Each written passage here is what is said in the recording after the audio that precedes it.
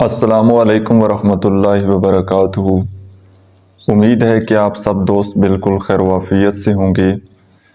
آج کی ہماری گفتگو کا موضوع ہے کہ ناپسندیدہ لوگوں کے ساتھ تعلقات کیسے نبھائیں۔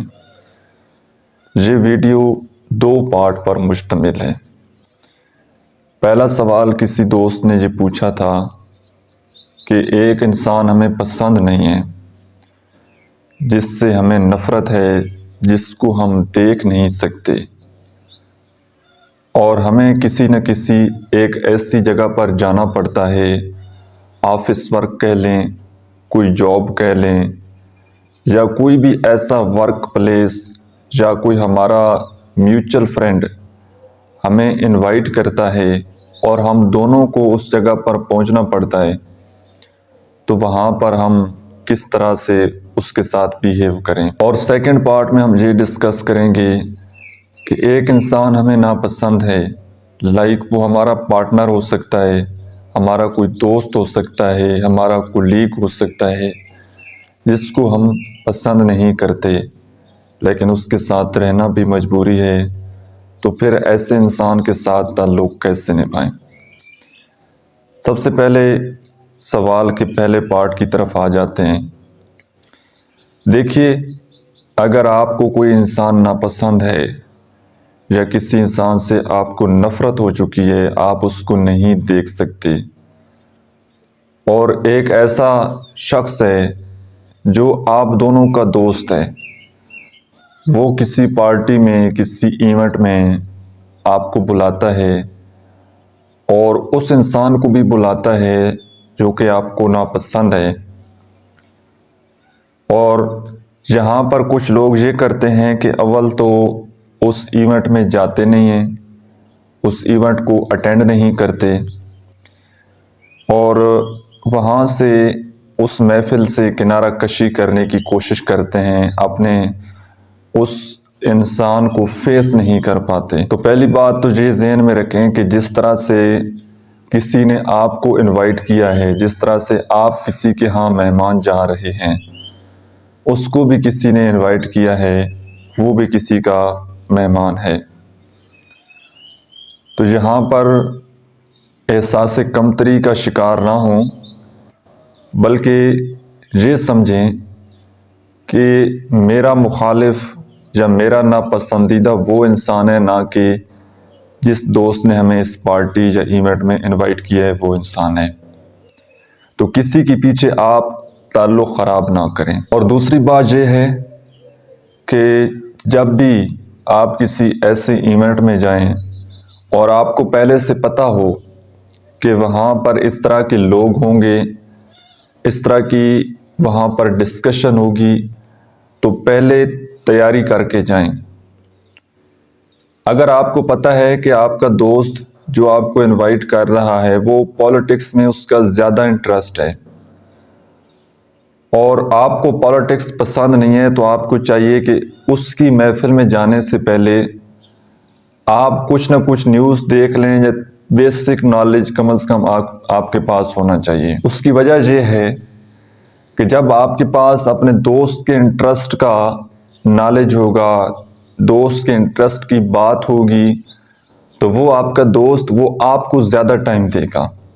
آپ کے ساتھ زیادہ بات چیت کرے گا،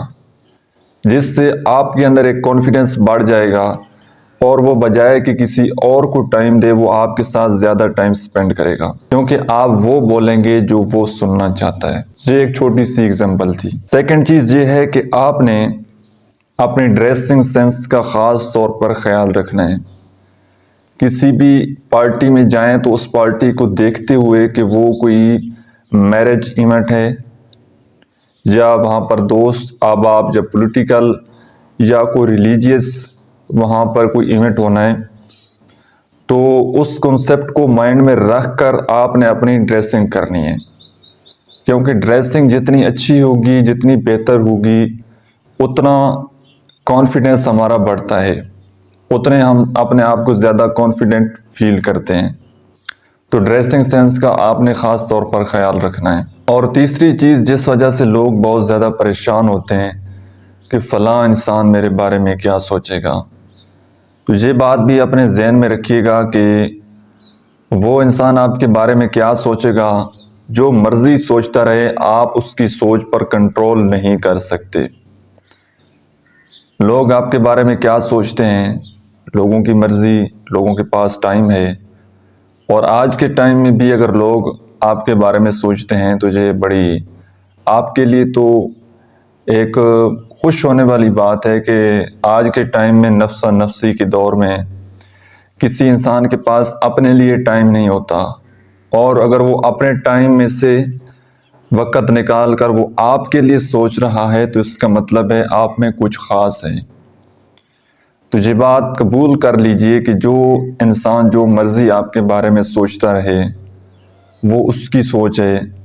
وہ جو کچھ سوچتا رہے سوچنے دیں۔ آپ نے لوگوں کی سوچ پر کنٹرول نہیں کرنا، یا یہ کنٹرول آپ کے ہاتھ میں ہے ہی نہیں کہ ہر کوئی آپ کے بارے میں اچھا سوچے۔ اور اپنے مائنڈ میں یہ بات رکھیے اور یہ بات قبول کر لیجئے کہ وہ انسان میرے بارے میں جو کچھ سوچتا رہے، ابھی میرا اس کے ساتھ کوئی تعلق، کوئی ریلیشن شپ نہیں ہے۔ جب آپ یہ بات تسلیم کر لیں گے کہ وہ چاہے آپ کے بارے میں اچھا سوچتا رہے، رائٹ، لیکن اس سے آپ کو کیا فائدہ ہے، کیونکہ آپ کا تو اس سے کوئی لینا دینا نہیں ہے، آپ کا تو کوئی اس انسان کے ساتھ رشتہ ہی نہیں ہے۔ تو جو مرضی وہ سوچتا رہے، اس کو اس کے حال پر چھوڑ دیں۔ اور فورتھ چیز یہ ہے، آپ کسی بھی محفل میں، کسی بھی ایونٹ میں جائیں تو کوشش کریں، اگر ایک انسان آپ کو چھوڑ کر چلا گیا ہے، ایک پہلے آپ کا دوست ہوا کرتا تھا، اب وہ آپ کا دوست نہیں رہا، تو بجائے کہ آپ کسی محفل، کسی ایونٹ میں اکیلے جائیں، ایک نہ ایک دوست اپنا اور بنا لیں جو آپ کے ساتھ ایونٹ میں ہو، تاکہ اگر کوئی بندہ آپ کے پاس بات کرنے کے لیے نہ ہو تو بجائے کہ آپ اکیلے بیٹھے ہوں اور لوگوں کا منہ دیکھ رہے ہوں ایسے کہ کوئی آئے جو مجھ سے بات کرے، میرا حال پوچھے، تو آپ کے ساتھ ایک دوست ہونا چاہیے، بے شک نام کا دوست ہو، ٹھیک ہے، بے شک نام کا دوست ہو، وہ آپ کے ساتھ ہوگا، بس آپ نے صرف اس کے ساتھ بات چیت، کنورسیشن کرنی ہے، تاکہ آپ کو